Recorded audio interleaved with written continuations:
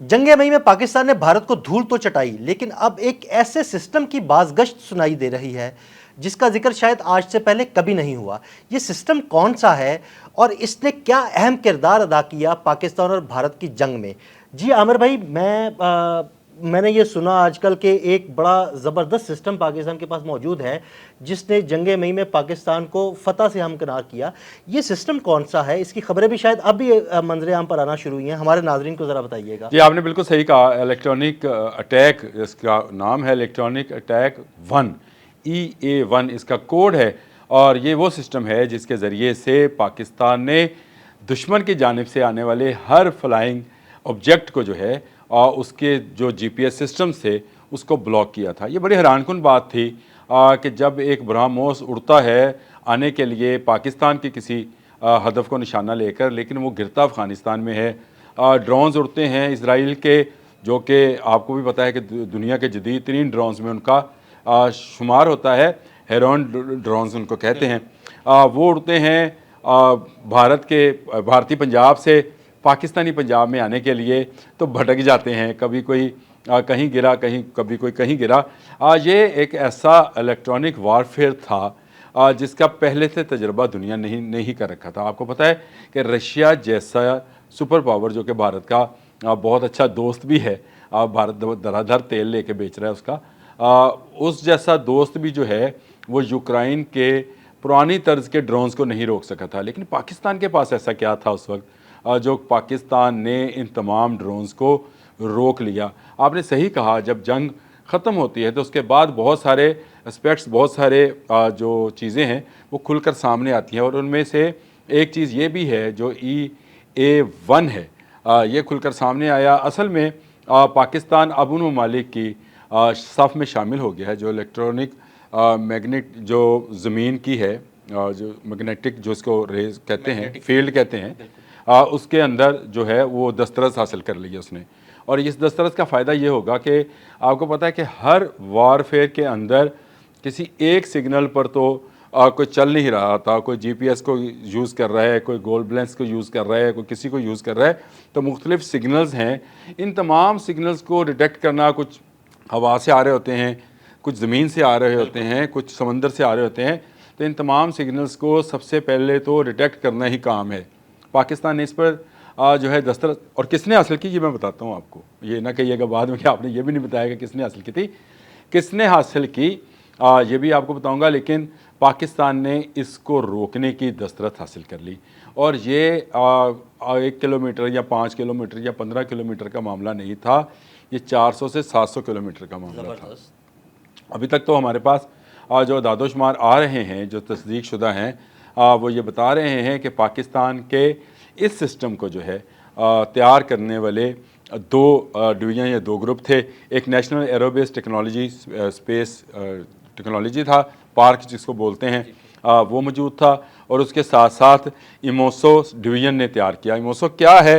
ये electromagnetic spectrum operation का मुखफ़फ़ है, जिसके ज़रिए जो है इन दोनों ने मिलकर इस सिस्टम को तैयार किया।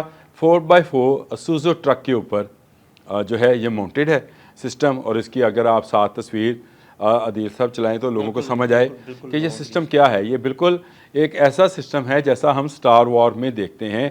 क्योंकि हम फिल्म देख रहे होते हैं तो आपको विजिबल करके दिखाया जाता है।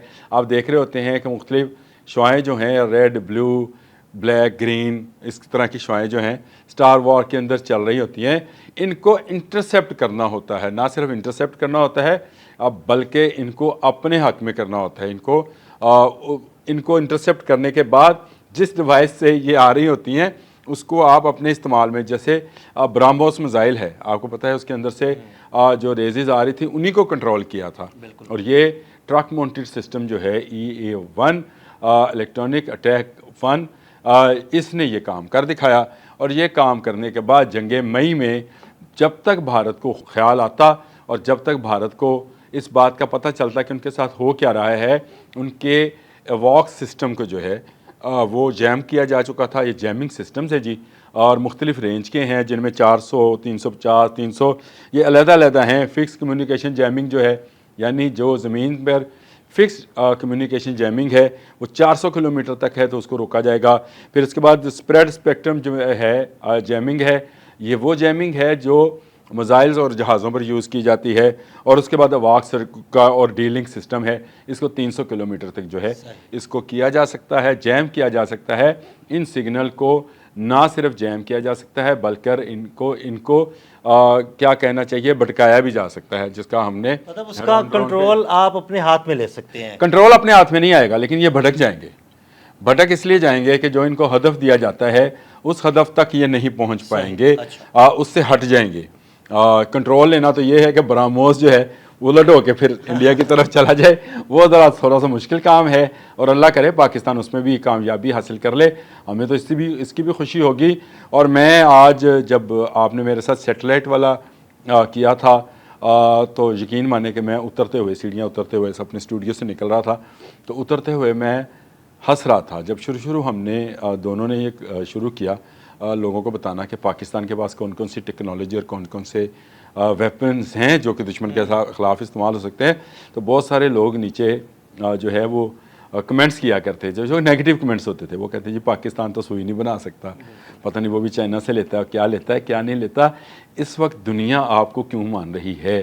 اس وقت آپ جائیں ذرا، آپ کو پتہ چلے کہ امریکہ کا ڈونلڈ ٹرمپ بار بار 7 جہاز بھارتی گرنے کی کیوں کہہ رہا ہے، بار بار یورپین یونین جو ہے وہ آپ کی طرف کیوں آ رہی ہے، کیوں بھارت کو رافیل نہیں مل رہے ہیں.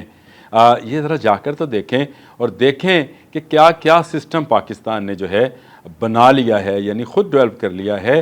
اور اس کی بہترین مثال یہ EA-1 سسٹم ہے. یہ پاکستان کا خود کا تیار کردہ ہے، یہ ہم نے باہر سے کسی سے لینا نہیں ہے. جب ہماری اپنی ٹیکنالوجی بن رہی ہوتی ہے، جب ہماری اپنی سائنس اس میں کام کر رہی ہوتی ہے، تو بہت سارے لوگوں کو یہ گلہ اور یہ شکوہ ہوتا ہے کہ جی یہ پہلے کیوں نہیں ہمارے پاس تھی. اور بھائی بنتے بنتے چیز بنتی ہے. ابھی ہم نے وقت کے ساتھ ساتھ ڈیولپمنٹ ہوتی ہے. ہم کوئی پہلی بات تو یہ ہے کہ یہ سمجھ جائیں کہ ہم جو ہیں کوئی ایسی نیشن نہیں ہے جو ترقی یافتہ صدیوں سے چلی آ رہی ہے. ہم نے ابھی یہ 79 ایئرز قبل جو ہے ہمیں آزادی ملی تھی، اور اس آزادی کا ثمر ہے کہ آج آپ اسلامی دنیا کی اسلامی دنیا کی واحد اور اس پوری دنیا کی 7ویں بڑی ایٹمی قوت ہیں. اور اتنی بڑی ایٹمی قوت ہونا جو ہے یہ کوئی معجزے سے کم نہیں ہے. پھر آپ کہتے ہیں سوئی تو بنائی نہیں. مجھے اترتے ہوئے نا ویسے ہی نہیں بالکل نہیں، آپ کا خیال تو بالکل ٹھیک ہے، لیکن پاکستان نے دفاعی میدان میں بڑی ترقی کر لی ہے.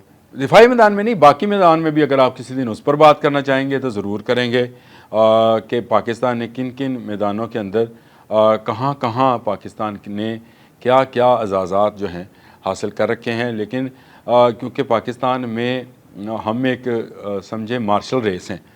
پاکستان کا جو خطہ ہے، یا آپ شروع ہو جائیں اوپر سے کابل سے لے کر، کابل سے آگے تھے، پھر آپ چلتے ہوئے چلے آئیں تو آپ کو سندھ دریا کے ساتھ ساتھ آباد تمام بستیاں جو ہیں وہ آپ کو ہسٹوریکلی مارشل ریس ملے گی. چاہے وہ اشوکا کا دور جو قبل از مسیح میں تھا اس دور کو دیکھ لیجئے، چاہے جب اسکندر اعظم آیا تب دیکھ لیجئے، یہاں پر ہنز کو کس نے روکا وہ دیکھ لیجئے. تو یہ مارشل ریس ہے، یہ اپنا کام کرتے رہتے ہیں، ان کی چیزیں بعد میں سامنے آتی ہیں. تو میں یہ سمجھتا ہوں کہ EA-1 جو ہے یہ کارنامہ پاکستان کا منظر عام پر چلے آ ہی گیا.